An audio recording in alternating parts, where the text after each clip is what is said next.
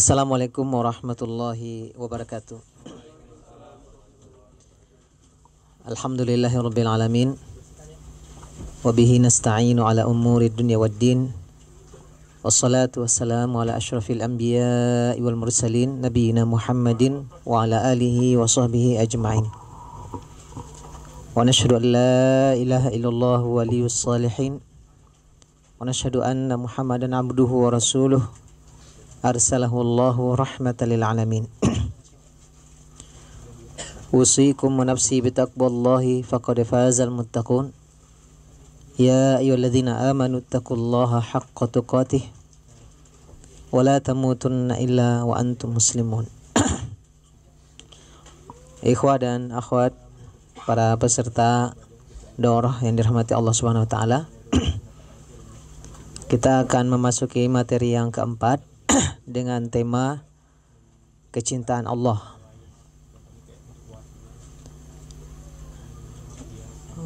Orang Arab menyatakan dalam puisi mereka dahulu, innal muhibba liman yuhibbu muti'u. Seorang kekasih kepada kekasihnya pasti akan patuh. Syukran.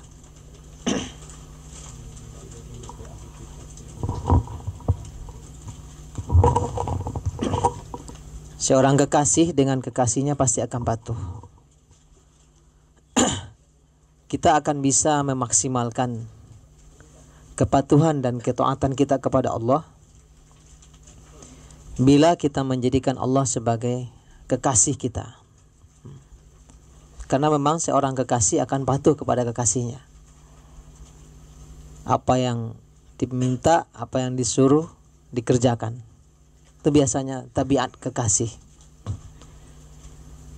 Oleh karena itu, kita mesti berusaha, berupaya menjadikan Allah sebagai kekasih kita. Maka langkah dan upaya kita untuk menjadikan Allah sebagai kekasih diantaranya adalah kita mesti tahu bahwa ternyata Allah sangat mencintai kita. Ketika kita tahu bahwa Allah sangat mencintai kita, maka akan membuat kita membalas cinta Allah itu. Dan bahkan kita akan berusaha untuk mendekatkan diri sedekat-dekatnya kepada Allah. Dalam aplikasi manusiawinya dengan Rasulullah SAW, Rasulullah itu sangat dekat dengan semua sahabat. Orang per orang diperlakukannya mirip, sehingga masing-masing sahabat itu agak GR dia. Kayaknya saya yang paling dicintai sama Rasulullah. Gurur. Jadi dia karena diperlakukan oleh Rasulullah sedemikian rupa, padahal semua diperlakukan begitu. Akibatnya dia sangat cinta dengan Rasulullah. Begitu juga lebih kurang, walillahil masalul a'la. Allah memiliki perumpamaan yang lebih indah dari itu. Bila kita menyadari betapa Allah sangat mencintai kita, maka kita akan berbalik kemudian mencintai Allah Subhanahu wa taala. Betapa Allah Subhanahu wa taala sebagai dia Khalik, Allah sebenarnya enggak layak dia dia Allah yang dekat-dekatin kita, yang bujuk-bujuk kita agar mentaatinya. Padahal huwallah, dia Allah, dia penguasa, berhak melakukan apa saja. Tapi ternyata dia yang yatahabbabu ilaina. Dia dekat-dekatkan dirinya ke kita. Dia cinta-cintakan dia ke kita agar kita mencintai dia. Seperti itulah Allah Subhanahu wa taala kepada hamba-hambanya. Lihatlah betapa cintanya Allah kepada kita kalau datang bulan Ramadan, dibukakan pintu surga, dikunci pintu neraka, dibuka pintu langit semuanya, dilipat gandakan pahala, diampuni dosa-dosa, dikondisikan suasana agar orang mentaatinya. Kita enggak juga menyambutnya. Manusia juga enggak menyambutnya. Allah udah payah-payah mendekat-dekatkan diri. Setiap malam Allah Subhanahu wa taala di sepertiga malam terakhir turun ke langit dunia. Dengan cara turun yang layak dengan kekuasaan dan keagungannya. Kita tidak bisa membayangkan seperti apa turunnya. Karena Allah tidak bisa divisualisasikan. Allah tiap malam turun ke langit dunia lalu menyeru, adakah yang mau tobat? Saya terima tobatnya. Adakah yang mau istighfar? Saya ampuni dosanya. Adakah yang meminta? Saya kasih apa yang dia minta. Padahal dia Allah berhak, nunggu aja. Kita yang ngambil muka ke dia gitu harusnya. Tapi itulah Allah Subhanahu wa taala sangat cinta kepada kita. Dalam waktu yang singkat ini kita upayakan untuk bisa mengenal betapa cintanya Allah kepada makhluk dan apa jenis-jenis cinta Allah.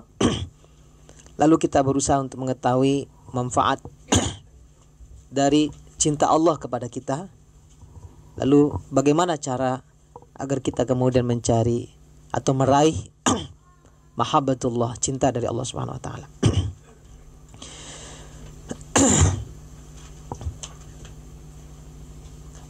Sebelum kita berjalan lebih jauh, apa kira-kira definisi cinta?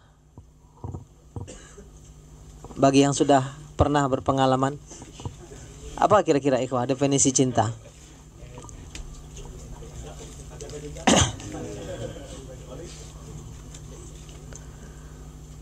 Ada ikhwah yang bisa memberikan pendapat apa itu cinta?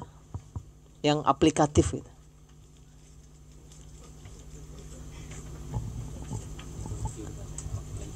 Silakan. Ada. Cinta itu memberi. Ya, luas maknanya nih. Ya, salah satu definisi aplikatif ya dari cinta itu adalah memberi. Ada lagi yang lain tadi? Love is sacrifice. Cinta adalah pengorbanan. Cinta adalah pengorbanan. Betul. Itu cinta. Ada lagi yang lain? Masih di bawah umur semua ya. Masih belum balik semua kayaknya. Belum balik ke Indonesia maksudnya.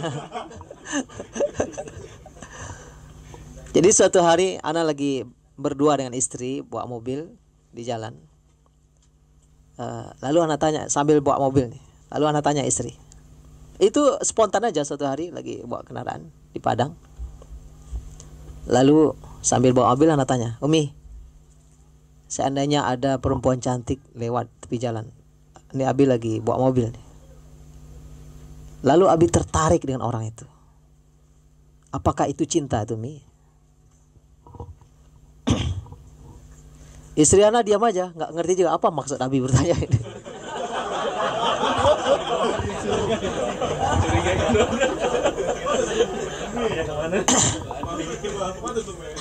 Kira-kira kemana arahnya ini? Ada maksud-maksud tertentu. Ya akhirnya memang Ana bertanya tidak ada maksud untuk dijawab juga sebenarnya. Ingin berdiskusi. Lama istri terdiam terus Ana. Apakah kira-kira itu cinta? Ada wanita cantik lewat, langsung kita tengok dia dan ada ketertarikan. Lalu Ana katakan kepada istri, itu bukan cinta. Itu syahwat. Kalau ternyata wanita cantik itu gila, masih ada ketertarikannya? Enggak. Langsung kan? Langsung surut. Kalau tadi tensinya 100 mungkin langsung turun. Atau ternyata wanita itu banyak penyakit dalam dirinya. Sakit kanker ini segala macam. Kalau kita tahu wanita itu seperti itu, enggak jadi lagi kan? Atau ternyata dia banyak utang. Jadi itu ketertarikan itu bukan cinta. Itu syahwat. Cinta adalah tadi pengorbanan. Begitu kita tahu ternyata orang itu susah, kita masih terus mau. Ini mungkin tulus ya. Tulus memang mencintainya. Tapi perlu ujian berikutnya. Maaf ya, dalam fikih, dalam hukum fikih, cerai yang sunnah Ya, cerai yang sunnah adalah istri dicerai di saat sudah suci dan belum digauli. Itulah cerai yang sunnah. Tapi kalau dia sudah suci dan sudah digauli baru dicerai, itu nggak asli cerainya. Maksudnya pasti setelah itu mau rujuk lagi itu. Tapi kalau betul-betul sudah nggak suka sama dia, dia baru suci dan kita belum bergaul, kita cerai dia. Itu betul-betul asli. Memang cinta sudah nggak ada lagi. Gitu. Bisa kira-kira dipahami maksudnya itu? Yang belum balik kayaknya belum ya.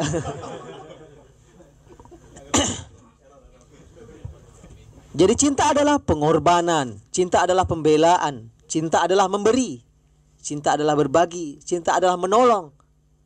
Ya, cinta adalah melindungi. Ini yang kita maknai cinta. Di luar itu sebenarnya syahwat itu. Maka lebih dekat kepada, maaf, hayawan bahasa Arabnya. Bahasa Indonesianya hewan.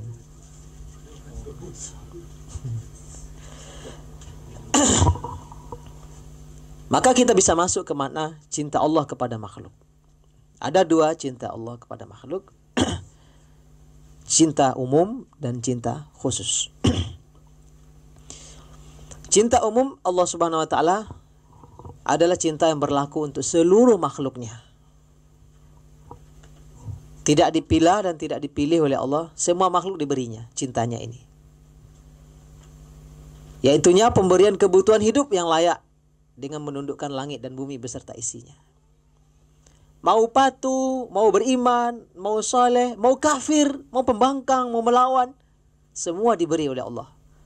Bahkan Allah berikan sunnah kauniyah di dunia ini. Siapa yang bekerja lebih banyak, diberi lebih banyak. Tidak dibeda-bedakan oleh Allah mau beriman. Orang kafir kalau rajin bekerja, sungguh, keluarkan segala daya upayanya, lihat Allah beri. Jepang sampai ke tingkat teknologi yang begitu tinggi. Padahal jauh dari Allah. Allah berikan. Ya. Kita lihat betapa banyak pelaku maksiat lebih banyak rezekinya daripada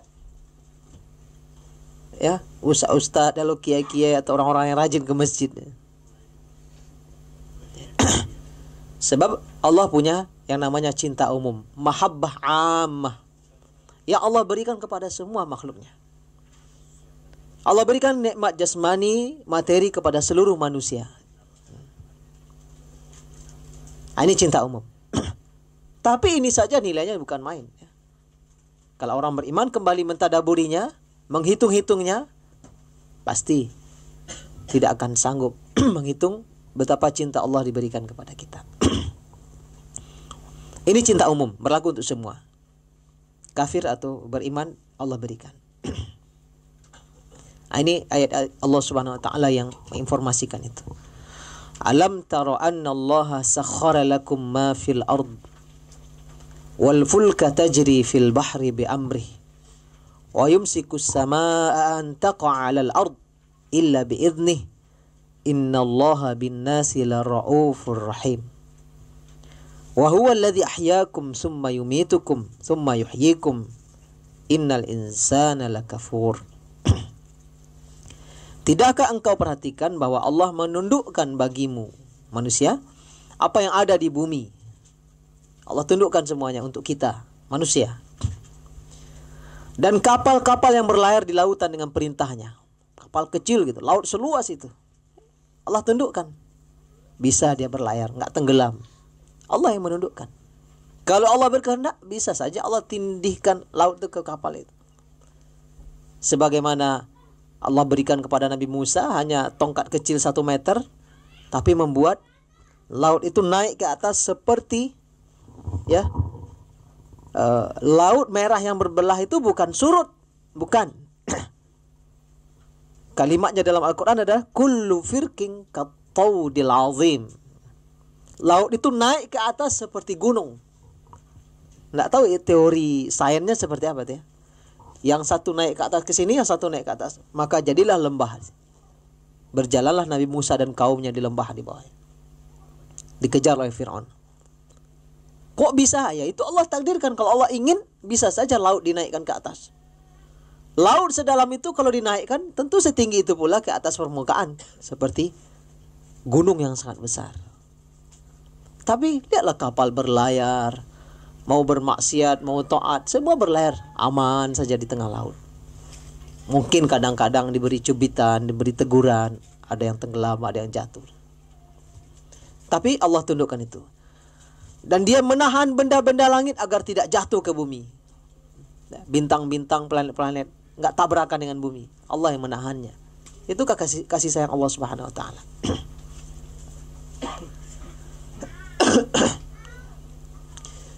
Kita disunnahkan oleh Rasulullah kalau kalau terjadi gerhana, apa yang kita lakukan? Salat sunat gerhana ya, baik gerhana matahari ataupun gerhana bulan. Sebenarnya ketika gerhana apa yang terjadi? Secara bumi, matahari, bulan, apa yang terjadi? Bumi, matahari, bulan berada dalam satu garis. Ini para ulama mengatakan ini kan sebenarnya secara ilmu pengetahuan masing-masing punya gravitasi, punya daya tarik menarik. Kalau berada di satu titik, ada satu garis lurus, itu kan berpotensi terjadi petaka itu kan.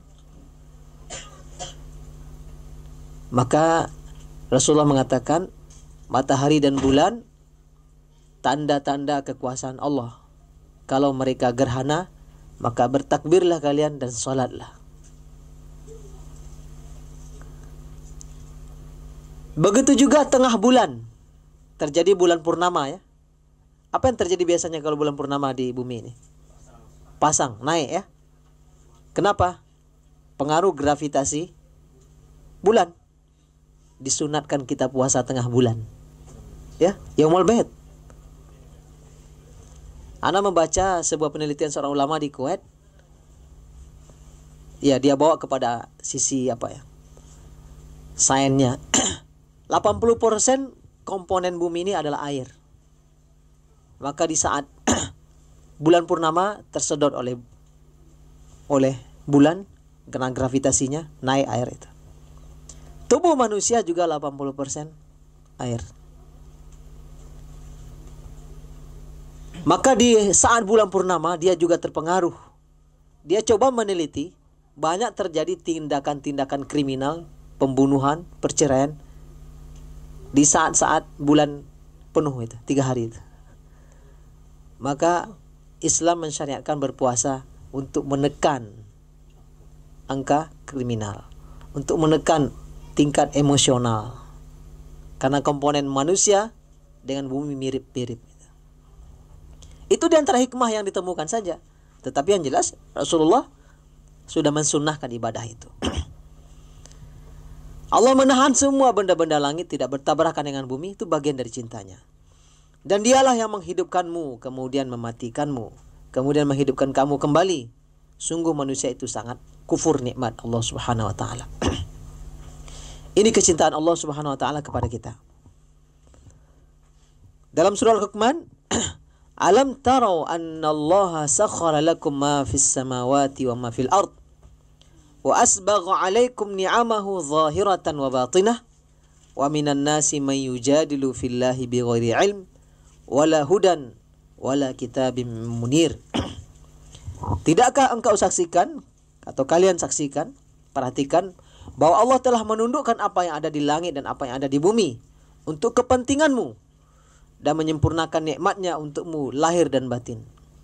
Tetapi di antara manusia ada yang membantah tentang keesaan Allah Subhanahu wa taala tanpa ilmu atau tanpa petunjuk dan tanpa kita yang memberi keterangan. Betapa Allah Subhanahu wa taala memberi itu semua, tidak ada bayaran, tidak ada tagihan, tapi lagi-lagi manusia yang engkar kepada Allah Subhanahu wa taala. Itu cinta umum. Semua menikmatinya. Allah berikan langit dan bumi, Allah berikan oksigen. Betapa itu semua adalah cinta Allah kepada makhluk yang diciptakannya. Kemudian baru cinta khusus. Ini spesial. Hanya Allah berikan kepada hamba-hamba pilihan dari para nabi, siddiqin, syuhada, salihin. Di dalam surat An-Nisa Allah Subhanahu wa taala menyebutkan orang-orang yang Dia beri nikmat. Ayat ini menafsirkan surat Al-Fatihah yang sering kita baca. Ihdinas siratal mustaqim. Ya Allah, tunjukkan kami siratal mustaqim. Apa itu siratal mustaqim? Siratal ladzina an'amta alaihim. Jalan orang-orang yang telah Engkau beri nikmat. Siapa yang telah Allah beri nikmat? Tafsirannya di surah An-Nisa. Wa may yuti'illaha wa rasulahu faulaika ma'al ladzina an'ama Allahu alaihim. Barang siapa yang mentaati Allah dan Rasulnya, merekalah orang-orang yang bersama orang-orang yang diberi nikmat. Minan nabiyyin, para nabi, wasiddiqin, para siddiq, wasyuhada, para syuhada, wassalihin, dan orang-orang saleh. 4 ya. Jadi an'amta alaihim dalam Al-Fatihah itu mereka 4. Nabi, siddiq, syuhada, salihin. Wa hasuna ulaika rafiqa. Merekalah sebaik-baik teman. Merekalah sebaik-baik teman. Maka mahabbah khasah, kecintaan khusus Allah berikan kepada orang-orang pilihan ini.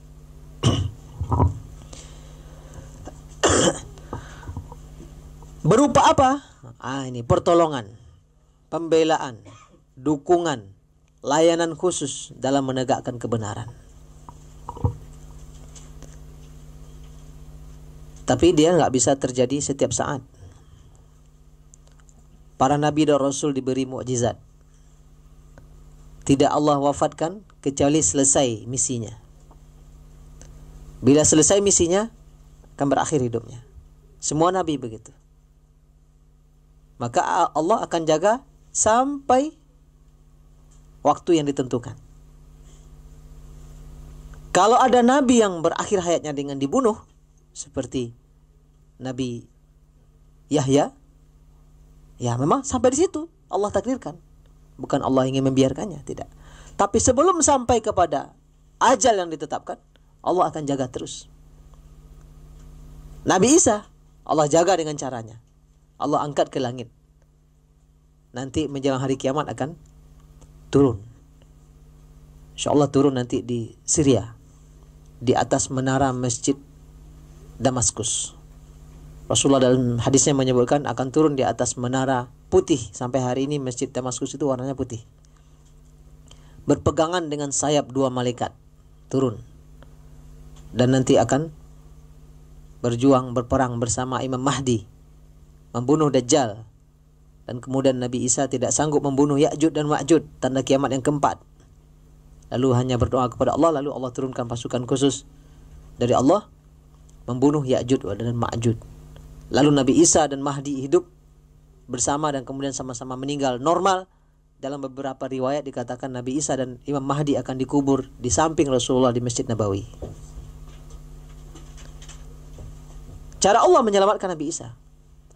Kalau Rasulullah, banyak sekali cara Allah menyelamatkan Rasulullah. Karena syariat belum selesai, di waktu itu harus diselamatkan. Walaupun Rasulullah telah melakukan semua faktor-faktor manusiawi. Ketika malam hijrah, dikepung rumahnya oleh 11 pemuda gagah berani dengan pedang terhunus. Lalu Rasulullah keluar, lalu diambilnya tanah, ditaruh di atas kepala. Semua mata terbuka tapi enggak melihat. Rasulullah sambil membaca satu ayat dalam surah Yasin, wa ja'alna min baini aydihim saddam fa'aghshaynahum wa min khalfihim saddam fa'aghshaynahum fahum la yubsirun. Maka ditaruhlah pasir di atas kepala orang-orang. Semua enggak menengok. Itu cara Allah menyelamatkan. Lari ke gua. Orang mengejar sampai juga ke gua. Lalu Allah takdirkan adanya burung, adanya laba-laba. Lalu lolos. Lalu lari lagi. Ada lagi yang mengejar pakai kuda. Suraqah bin Malik mengejar pakai kuda. Menjelang dekat dengan Rasulullah, tersungkur kuda dan kaki terpelosok masuk dalam pasir. Bangkit lagi 3 kali, baru menyerah. Cara Allah Subhanahu wa taala menolong hamba-hamba khususnya, karena itu bagian dari cinta khusus Allah Subhanahu wa taala. Para sahabat Abu Bakar, Umar, Utsman, bila dalam takdirnya belum, Allah akan selamatkan. Umar itu pernah khutbah di Masjid Nabawi, ya, khutbah Jumat, dan waktu itu dia sedang mengirim pasukannya ke negeri Syam. Jauh itu negeri Syam, ke dekat Palestina. Tiba-tiba saja Umar dalam khutbahnya berteriak, Sariyatal jabal al jabal, wahai pasukan ke bukit katanya. Jamaah heran, ini lagi khutbah tiba-tiba teriak, wahai pasukan ke bukit. Teriakan Umar di Madinah ini, rupanya pasukannya yang di negeri Syam itu sedang akan melewati sebuah lembah antara dua bukit. Terdengar oleh mereka teriakan Umar. Bayangkan sejauh itu. Allah takdirkan sampai. Di balik bukit mereka tidak tahu musuh akan menyergap. Tapi terdengar suara Umar, mereka naik ke atas bukit. Baru di atas bukit melihat bahwa di seberang sana lawan sudah menjebaknya. Tapi nggak bisa diulang-ulang. Sekali aja begitu. Itu cara Allah memberikan kecintaan khusus kepada hamba-hamba pilihannya. Umar bin Khattab radhiyallahu anhu arda. Walaupun dia punya kemampuan begitu, Umar sendiri syahid ketika salat subuh menjadi imam, ditikam oleh makmumnya kan. Orang Majusi yang pura-pura masuk Islam, tikamnya. Sedang salat jadi imam dalam puncak keberimanan kan. Ya kalau memang takdirnya di situ syahidnya. Ya Allah. Lihat, kemarin-kemarin kemampuannya segitu. Waktu itu bisa ditikam karena dia memang manusia biasa. Begitu juga Utsman, Ali dan seterusnya, para sahabat, para tabi'in, banyak para ulama diberikan oleh Allah Subhanahu wa taala kecintaan-kecintaannya karena mereka hamba-hamba Allah yang khusus. Ada seorang ulama di Mesir, Syekh, yang sering memberikan taujih, arahan kepada kita dalam hal-hal yang sangat ruhiyah sekali. Kita sangat kagum dengan beliau. Wala nuzaki ahadan 'alallah. Kita enggak memuji seseorang di hadapan Allah. Kalau pagi itu zikirnya panjang sambil bekerja, tuntas 7 surat. Ya, pagi itu karena dia hafal Al-Qur'an. Selesai Yasin, Al-Waqiah, Ad-Dukhan, Al-Mulk, lalu Qul yang 3. Itu zikir paginya. Sore juga begitu. Dia biasa melatih dirinya berbisnis dengan Allah. Karena Allah mengajak begitu dalam Al-Quran. Man dzalladzi yuqridullaha qardan hasana fayudha'ifahu lahu adha'afan katsirah, dalam Al-Baqarah. Siapa yang mau berbisnis dengan Allah, menghutangkan Allah Subhanahu wa taala dengan hutang yang baik, niscaya Allah lipat gandakan, berlipat kali gandanya. Dalam ayat lain Allah menjanjikan satu kebaikan dibalas menjadi 10 kali lipat. Jadi beliau sering melatih kita begini. Antum kalau butuh sesuatu kepada Allah, butuh uang katanya, cobalah berinfak 1/10 dari kebutuhan itu untuk menjemput 10 kali lipatnya. Coba aja kita berbisnis dengan Allah. Jadi beliau lakukan begitu. Suatu hari anak beliau datang kepada beliau ngasih tahu, ayah, saya butuh uang 2000 pon Mesir ya, 2000 jeneh. Besok mesti saya bayarkan di kuliah. Kata ayahnya, yalah insya Allah kita cari. Dia belum punya uang angka segitu. Maka Syekh ini dicarinya uangnya 200 pon. Ya. Lalu sholat subuh dia bawanya ke masjid, dia infakkan 200 pon. Dia infak pagi itu, lalu dia berdoa kepada Allah, ya Allah, saya tunggu balasannya 10 kali lipat. Sering dia melakukan itu. Kadang dapat, kadang belum. Siangnya ada saja kerabat atau temannya yang datang mengantarkan uang sebanyak itu. Kita boleh coba ya. Tapi kita harapkan dari Allah, enggak dari siapa-siapa. Hanya saja Allah berikannya melalui siapa, itu urusan Allah. Bisa jadi konkret ya, materinya. Bisa jadi dalam bentuk lain. Mungkin selamat dari sebuah kecelakaan, nilainya segitu. Mungkin selamat dari terhindar dari sebuah musibah, nilainya segitu. Itu cara Allah Subhanahu wa taala menyelamatkan kita. Barangkali pernah kita alami itu. Kalau seandainya tadi saya jatuh itu, waduh, ke rumah sakit sekian biayanya. Kalau tadi nyerempet mobil saya, udah sekian uang keluar. Tapi entah saja apa tadi Allah Subhanahu wa taala selamatkan. Sebaliknya ketika Allah ingin mengambil dari kita, banyak aja caranya. Hilanglah, rusaklah, keluarlah pengeluaran di luar dugaan. Itu cara Allah mengambil. Ini. Jadi Allah berikan layanan-layanan khusus, bantuan-bantuan khusus, tidak diduga-duga kepada hamba-hamba pilihan khusus. Itulah yang dikatakan mahabbah khasah. Mungkin ikhwah ada yang pernah membaca buku-buku yang ditulis tentang keajaiban yang terjadi di perang Afghanistan, jihad di Bosnia, jihad di di Chechnya, jihad di Palestina. Bukan main. Banyak hal yang kadang di luar hitungan-hitungan manusiawi terjadi. Allah mudahkan. Sehingga kemudian ada yang menuliskannya agar itu menjadi penguat bagi yang lain bahwa Allah ada bersama kita. Ketika tentara Mongol menyerang Baghdad di abad pertengahan ya, Genghis Khan ya, menyerang Baghdad dan memporak-porandakan khilafah Islamiyah. Waktu itu kerajaan terakhir yang menghadangnya adalah yang dipimpin oleh rajanya ketika itu. Siapa nama rajanya? Si raja ini punya anak perempuan. Lalu adik sang raja punya anak laki-laki. Sama besar, masih kecil-kecil. Maka sang raja, karena dia dengan seluruh pasukan akan menghadapi serangan pasukan besar Mongol ini, akhirnya menitipkan kedua anaknya ini, yang laki-laki dan perempuan, dengan seorang ulama, kalau tidak salah Izz bin Abdul Salam, dengan beberapa pengawalnya, disuruh disingkirkan atau diselamatkan ke kampung-kampung. Berangkatlah. Lalu si ayah sang raja dengan pasukannya menghadapi pasukan Mongol. Lalu di tengah jalan, dalam perjalanan pergi menyingkir ke pelosok-pelosok, ini rombongan dihadang oleh perampok. Pasukan kecil ini tewas, banyak tewas, dibunuh oleh para perampok.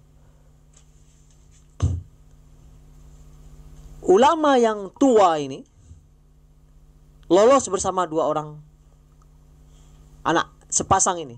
Yang perempuan anak raja, yang laki-laki anak adik raja. Yang laki-laki namanya Kutus, yang perempuan namanya Julanar. Lolos masuk ke hutan. Bertiga di tengah hutan dalam posisi lari itu dihadang oleh seekor harimau atau binatang buas. Apalah daya seorang kakek-kakek. Anak kecil dua, ini sudah tua juga. Tapi dia berserah diri kepada Allah. Dua anak ini suruhnya minggir ke dekat pohon. Apa yang mau dilakukannya nih? Harimau sudah menghadang begini. Akhirnya apa yang dilakukannya? Sambil berteriak-teriak, melompat-lompat dia. Wow, gitu aja. Kakek-kakek, gigi juga mungkin sudah nggak lengkap lagi. Mundur aja harimau dan pergi lari.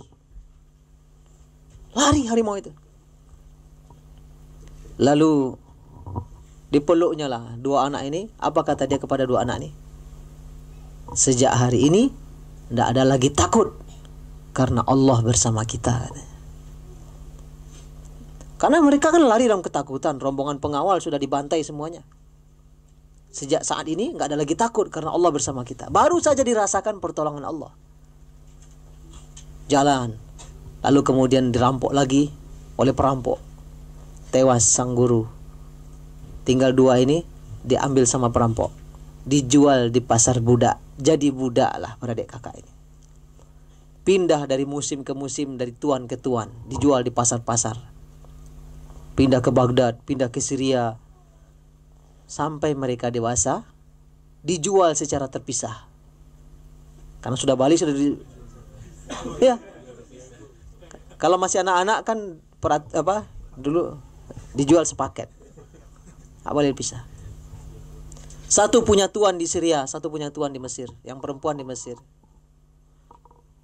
Ya, kutus tumbuh besar, hidup keras, kuat ya. Besar, kemudian bergabung dengan pasukan. Karena kehebatannya naik jadi panglima. Sampai pindah ke Mesir. Julanar hidup dibawa membantu di istana kerajaan. Akhirnya keduanya bertemu dan nikah. Ya, Qutus digelari dengan Saifuddin. Qutus menikah dengan Julanar. Kan sepupu boleh menikah ya? Memimpin pasukan berperang. Terjadilah perang yang terkenal yang bernama Ainun Jalud. Menghalau pasukan Mongol. Qutus kemudian kembali menjadi raja. Lihat kehidupannya. Jadi putra raja, budak, jadi raja kembali. Dan pasukan Mongol itu puluhan tahun berputar itu. Maka memang ketika Allah berkehendak menolong, memberikan layanan-layanan khusus kepada hamba-hamba khususnya, Allah berikan. Di dunia Allah berikan, di akhirat apalagi akan semakin banyak. Cinta khusus Allah mencakup orang-orangnya, mencakup perbuatannya. Karena dalam ayat Allah sebutkan Allah mencintai orang bertakwa, juga Allah mencintai sifat-sifat terpuji. Itu kita temukan dalil-dalilnya. Jadi mencakup orangnya, mencakup perbuatannya. Kalau kita ingin meraih cinta Allah, kita tiru orangnya, kita miliki perbuatannya. Ya, Allah mengatakan di sini wa anfiqu fisabilillah wa la tulqu biaidikum ila tahlukah wa ahsinu innallaha yuhibbul muhsinin. Berinfaklah di jalan Allah dan jangan celakakan dirimu dengan tanganmu sendiri dan berbuat baiklah, Allah mencintai muhsinin. Nah, di sini orangnya Allah sebut. Allah mencintai muhsinin. Berarti kalau kita ingin meraih cinta Allah, kita upayakan diri kita menjadi muhsinin. Siapa itu muhsinin? Orang yang selalu berbuat baik. Orang yang selalu memberi. Orang yang selalu mengalah. Itu muhsinin. Ada ayat dalam surah Al-Imran. Wasari'u ila maghfiratin min rabbikum wa jannatin arduhas samawati wal ard. Mu'iddat lil muttaqin. Bersegeralah menuju ampunan dari Allah dan surga yang luasnya seluas langit dan bumi, disediakan untuk orang bertakwa. Siapa orang bertakwa? Alladzina yunfiquna fis sarra wad dharra wal kadhimina al ghaidha wal 'afina 'anil nas wallahu yuhibbul muhsinin. Orang yang muttaqin adalah yang berinfak dalam keadaan sulit dan keadaan lapang dan menahan emosinya. Jadi ada seorang budak di masa Khalifah Ibnu Abbasiyah, dia terlanjur salah di depan tuannya, raja. Ya namanya budak, pasti kalau ditegur itu agak keras tegurannya. Tersalah melayani, budak ini dibacanya firman Allah. Wal kadhiminal ghaidha katanya. Dan orang-orang yang menahan marah. Langsung terdiam raja itu. Karena dia hafal ayat ini kan. Wal kadhiminal ghaidha. Menahan marah langsung. Tersalah budak tadi kan. Wal 'afina 'anil nas kata budak. Dilanjutkan ayatnya. Langsung raja itu tunduk. Gitulah ayat yang mempengaruhi orang beriman. Ya sudah, kamu saya maafkan. Wal 'afina 'anil nas. Nah, udah, kamu saya maafkan. Dilanjutkannya ke ujung ayat. Wallahu yuhibbul muhsinin. Dan Allah cinta orang berbuat baik. Dah, kamu merdeka katanya. Gara-gara kesalahannya merdeka deh. Itu orang baik tuh. Wallahu yuhibbul muhsinin. Padahal dia tadi mungkin berhak saja marah, tapi itulah orang muhsinin. Dia berbuat baik di atas situasi-situasi normal. Gembira budak tadi keluar merdeka. Itu muhsinin. Innallaha yuhibbut tawwabin wa yuhibbul mutatahhirin. Allah mencintai orang-orang yang bertaubat dan orang-orang yang membersihkan dirinya atau mensucikan dirinya. Al-Baqarah 222. Ini semua kekasih-kekasih Allah, bahwa Allah memberikan cinta-cinta khususnya, mahabbah khassah. Fa innallaha yuhibbul muttaqin. Allah mencintai orang muttaqin. Innallaha yuhibbul muqsitin. Allah mencintai orang yang adil. Orang yang adil. Banyak sekali ayat-ayat ini kita bisa search kalimat innallaha yuhibbul mutawakkilin. Allah mencintai orang-orang yang bertawakal. Ini semua orang-orangnya. Ini semua orang-orangnya. Juga di hadis-hadis banyak sekali. Maka agar kita meraih mahabbah khassah dari Allah, kita berusaha bergabung masuk dalam kelompok orang-orang yang Allah cintai tadi. Kita insya Allah akan memperoleh manfaatnya, akan bertambah kesyukuran kepada Allah atas segala nikmatnya, karena terus diberi kalau sudah menjadi kekasih Allah. Kita akan mendapatkan pertolongan dan dukungannya, pembelaannya, kemenangannya. Mungkin kita tidak sadari. Namun dari waktu ke waktu kita perlu berupaya menyambung-nyambungkan. Oh, dapat ini, barangkali buah dari itu. Dapat ini, oh barangkali buah dari ini. Dulu waktu anak kuliah di Kuwait, kita mahasiswa dan pelajar Melayu, Indonesia, Malaysia, Thailand, Singapura, kita sering i'tikaf bersama di sebuah masjid di Kuwait itu. Dan banyak juga orang lain i'tikaf di sana. Dan bertepatan khatibnya juga bagus, Syekh Ahmad Qattan, yang terkenal orator dan khutbahnya sangat membangkitkan semangat. Jadi Ramadan tahun 95 atau 96 kalau nggak salah kita i'tikaf di sana. Ada sekitar 60-70-an mahasiswa asing dan dominannya adalah mahasiswa Melayu. Ada Afrika juga, ada Rusia, ada Bosnia, Eropa. Di sana salat malamnya di 10 malam terakhir 3 juz. Jadi 10 itu khatam sekali lagi Al-Quran. Ya. Qiyamnya 3 juz. Jadi 10 malam 30 juz khatam. Nah, kita baru saja selesai. Seingat anak waktu itu enggak lupa rasanya. Waktu itu malam ke-26. Kita selesai qiyam dari jam 12 malam sampai jam 4. 4 jam 8 rakaat. Baru selesai kita menunggu makan sahur, lalu duduk berlingkar besar itu sambil makan sahur. Tiba-tiba ada orang Kuwait mendadak menyorongkan amplop ke kita masing-masing. Seret. Cepat itu. Habis itu pergi aja. Kita amplop di sini kan. Lihat orang yang gak kenal, dia kasih, pergi. Simpan amplop ini kan. Selesai sahur, semua duduk berjajar di dinding belakang masjid itu. Buka amplopnya. Ada 60 dinar Kuwait, lebih kurang $200. Wih, mahasiswa gaji kita hanya 40 dinar sebulan. Ini 1,5 bulan gaji dapat. Wah, pada tersenyum-senyum semuanya. Ada 70-an orang itu. Kata kawan-kawan, kok malam qadar sekarang ya? Padahal malam genap. Malam ke-26.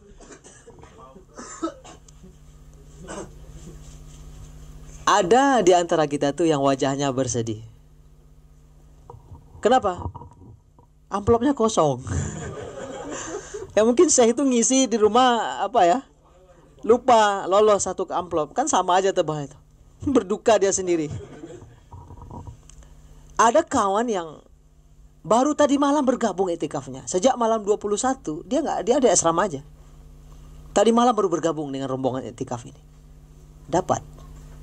Ada yang sejak malam 21 ikut, tapi habis tarawih tadi malam pulang menyuci baju gak serama. Enggak dapat. Ya, yarzuqu man yasha bighairi hisab. Allah memberi siapa yang dikehendakinya. Rupanya perilaku kita tersenyum-senyum itu, ada seorang syekh yang duduk dari jauh memperhatikan.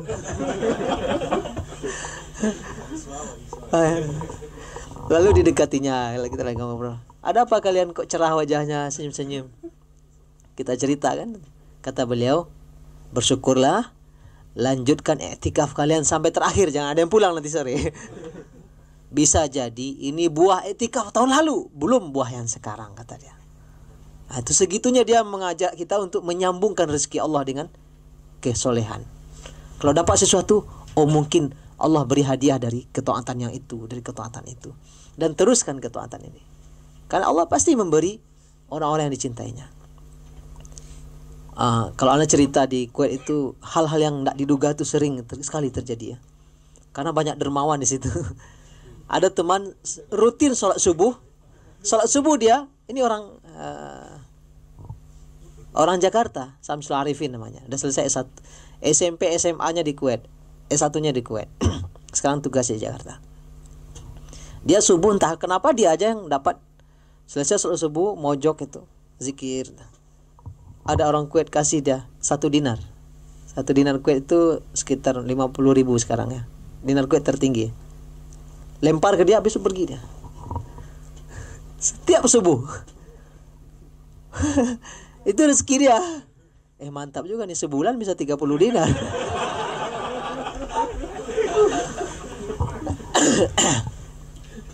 Ada aja orang-orang kayak gitu. Ada yang kayak gitu. Lalu ini ujian nih. Bangun gak subuh besok? Kalau sekali-sekali kosong, mungkin bapak tuh pengen nguji juga. Atau bapak tuh gak salat subuh pagi itu. Bisa jadi macam-macam kejadiannya kan.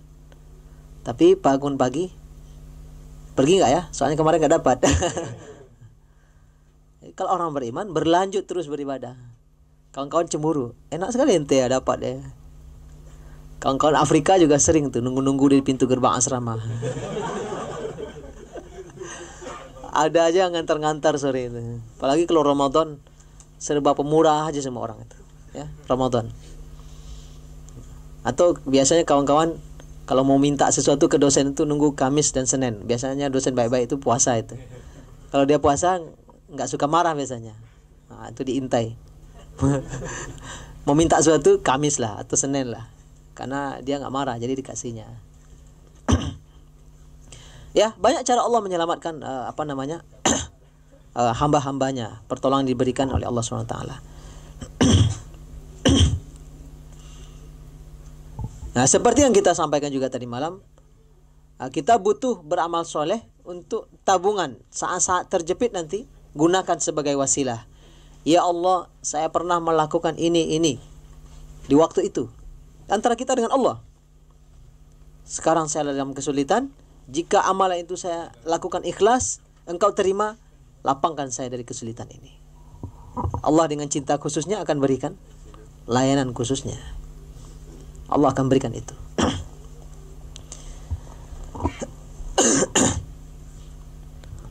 Dan pasti kalau di akhirat Allah akan tabungkan balasan bagi orang-orang yang dikasihinya khusus atau mendapatkan kecintaan khusus dari Allah Subhanahu wa taala. Nah, bagaimana kita meraih cinta Allah? Yang dua ini ada dalam satu hadis muttafaqun alaih dalam Sahih Bukhari dan Muslim, hadis dari Abu Hurairah. Hadis ini hadis qudsi. Rasulullah bersabda, Allah berfirman, "Man 'ada li waliyan faqad adzantuhu bil harb." Ada hadisnya di belakang. Nah, ini. Siapa yang melawan waliku, akan aku umumkan perang kepada orang yang melawan itu. Lalu kelanjutan hadis, "Wa ma taqarraba ilayya 'abdi bi syai'in ahabba ilayya mimma aftaradtu 'alaihi."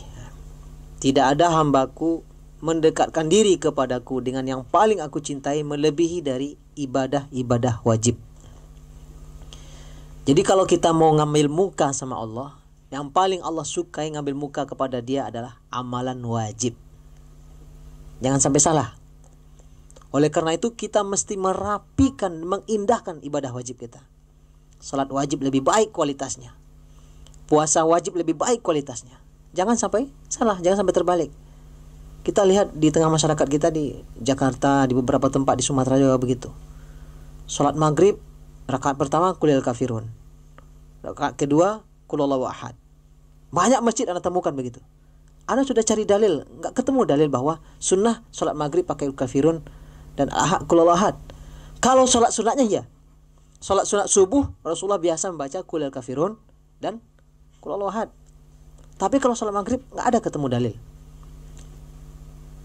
Salatnya sebentar, giliran zikir panjang sampai isya. Ini kurang adil. Ibadah wajibnya sederhana, sunnahnya berlebih-lebihan. Padahal yang Allah paling sukai digunakan untuk mendekatkan diri kepadanya, ibadah wajib. Jangan sampai salah. Rasulullah pernah sholat maghrib dengan membaca as-saffat 1 rakaat. Ya. Jadi sholat wajib yang perlu diindahkan. Jangan sampai gara-gara qiyamul lail, sholat subuh ketiduran. Tidak benar kan? Tetap sholat wajibnya terjaga, rapi, berkualitas. Itu pertama cara takarrub kepada Allah Subhanahu wa taala.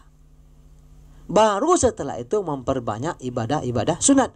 Wala yazalu 'abdi yataqarrabu ilayya bin nawafil hatta uhibbah.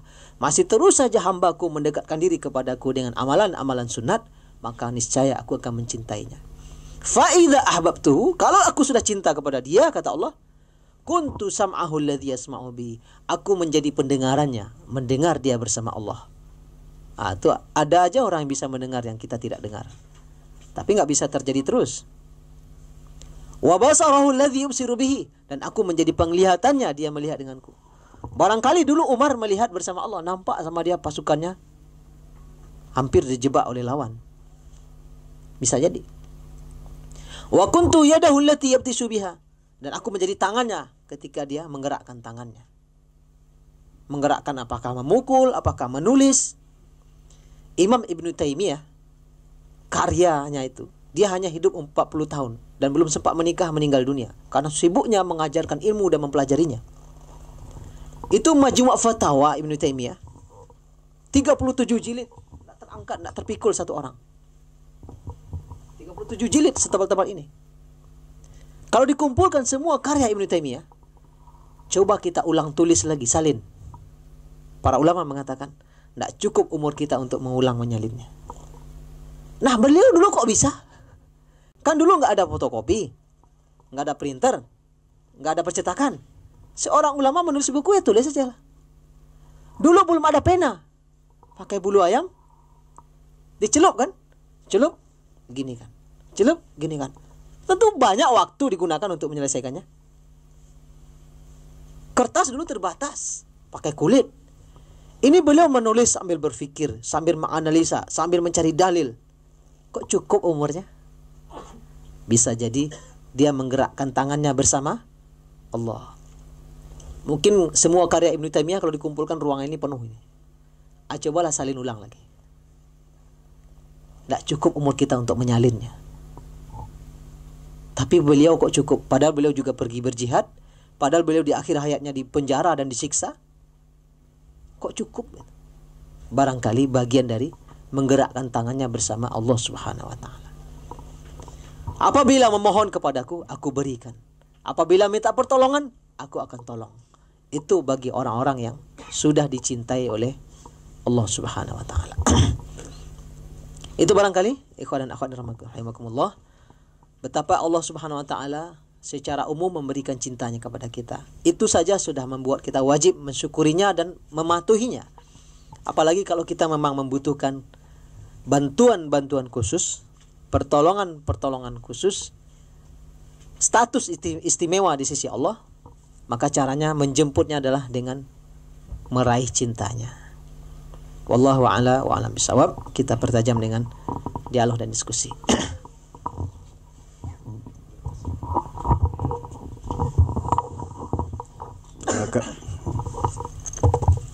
Terima kasih kepada Ustadz Irsyad atas materi yang keempat. Mudah-mudahan sejak saat ini Allah sangat mencintai kita semua. Amin. Amin. Terus kita mulai dan ada yang bertanya? Langsung aja.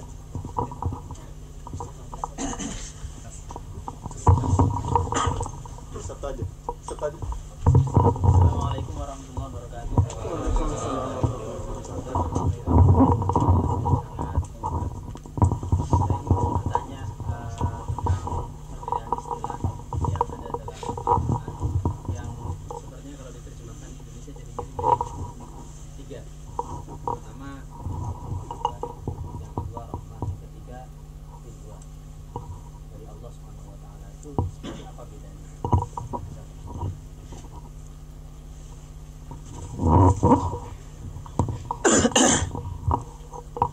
Ya, wallahu a'lam bishawab.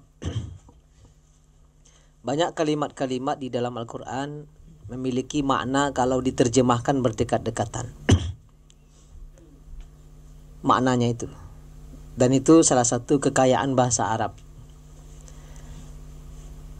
Salah satu tadi contohnya ada mahabbah, ada rahmah, ada ridwan, ada lagi satu lagi mawaddah, ya. Kalau suami istri ada mawaddah, ya. Ada mawaddah, cinta juga. Para ulama tafsir menyebutkan kalimat-kalimat yang mirip-mirip ini juga seperti mukmin, muslim, kadang satu sama lain ada berulang dalam Al-Quran. Para ulama tafsir menyebutkan kalimat-kalimat yang berdekatan artinya itu kalau dia muncul sendirian, maksudnya dalam satu teks dalil sendirian, maka dia mengcover semuanya. Jadi dia mengandung rahmat, mengandung cinta, mahabbah itu mengandung rahmat, mengandung ridho. Tetapi ketika dia beriringan ada di satu teks dalil, maka masing-masing punya stressing biasanya, ya, punya tunjukan khusus. Mungkin yang satu lebih luas dari yang lain, atau yang lain punya makna, yang ini punya makna tersendiri. Misalnya istilah muslim, mukmin, kalau sendirian masing-masing muncul di ayat lain, maka dia saling mewakili. Contohnya ketika Allah menggantikan kalimat mukmin dengan kafir, ya. Allah menyediakan neraka bagi orang kafir, Allah menyediakan surga bagi orang beriman. Maka orang beriman dalam ayat-ayat seperti itu maknanya juga bagi orang Islam. Tapi kalau dia muncul dalam dalil dua sekaligus, qalatil a'rabu amanna qul lam tu'minu walakin qulu aslamna walamma yadkhulul imanu fi qulubikum. Orang-orang Arab kampung, Arab Badui mengklaim kami sudah beriman. Maka Allah membantah, katakanlah kami baru Islam, belum masuk iman ke dalam hati kami, hati kalian. Maka di ayat ini Islam dan iman berbeda.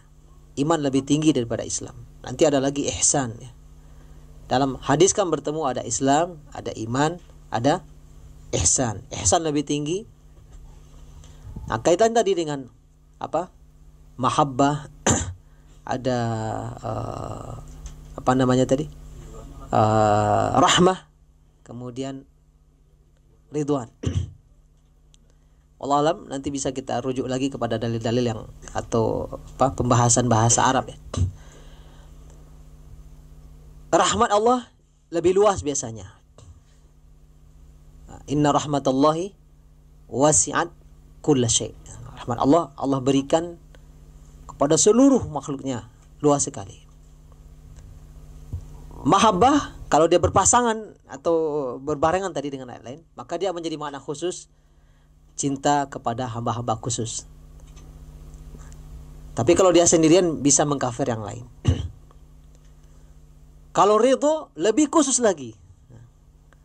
Makanya kalimat-kalimat radhiyallahu itu ya Allah berikan kepada para sahabat minal muhajirina wal ansar ya. Laqad radhiyallahu 'anil mu'minina minal muhajirina wal ansar dalam surat Al-Fath ya. Allah meridhai orang-orang beriman dari kalangan muhajirin dan ansar. Jadi ada makna spesial. Dan kita kalau membaca kitab-kitab Arab, kitab-kitab Islam ya, para sahabat selalu disambungkan dengan radhiyallahu anhum. Atau kalau bahasa Indonesia sering ditulis RA ya. Bukan Raden Ajeng. Radhiyallahu anhu. Tapi kalau tabi'in enggak lagi dipakai itu. Dipakai rahimahullah biasanya. Semoga Allah merahmatinya. Hanya untuk sahabat saja yang digunakan kalimat radhiyallahu anhu. Maknanya lebih khusus lagi. Jadi lebih tinggi maknanya. Wallahu a'lam bishawab.